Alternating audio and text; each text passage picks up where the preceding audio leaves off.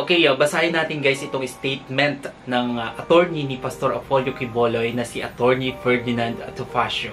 Nakalagay dito sa statement niya, Pastor Apolio Quiboloy's lawyer, Attorney Ferdinand Topacio, confirmed that the KOJC leader voluntarily surrendered to the Armed Forces of the Philippines Intelligence Service.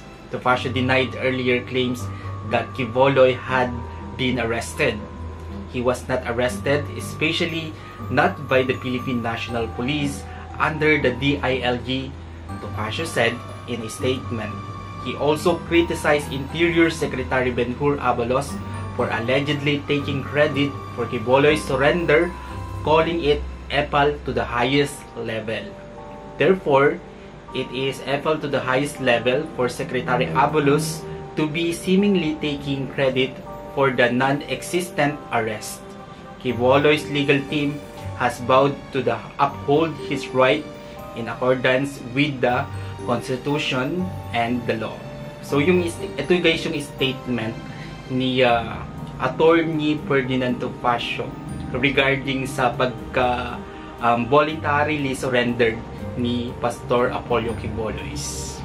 Guys, merong post si Senator Risa Hontiveros regarding kay Pastor Apolio Quiboloy. So nakalagay dito sa kanyang post sa kanyang Facebook page, "Mananagot ka, Apolio Quiboloy, you cannot outrun the law.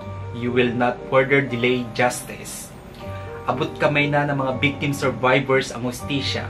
Salamat sa kanilang paglalakas loob na magsabi ng katotohanan. We commend our law enforcement agencies for their tireless efforts and dedication despite Quiboloy's tactics. Magpapatuloy ang investigasyon ng Senado para matuldukan ang sistematikong pang-aabuso sa mga pinaka-vulnerable sa lipunan. Bilang ng araw ng tulad nilang naghahari-harian ng babastos sa batas at nangaabuso sa kababaihan, kabataan at kapwa nating Pilipino." Yeah. Finally, nahuli na si Pastor Apolio Quiboloy and mahaba-habang pag-uusap na naman to guys, pagdinig sa Senado.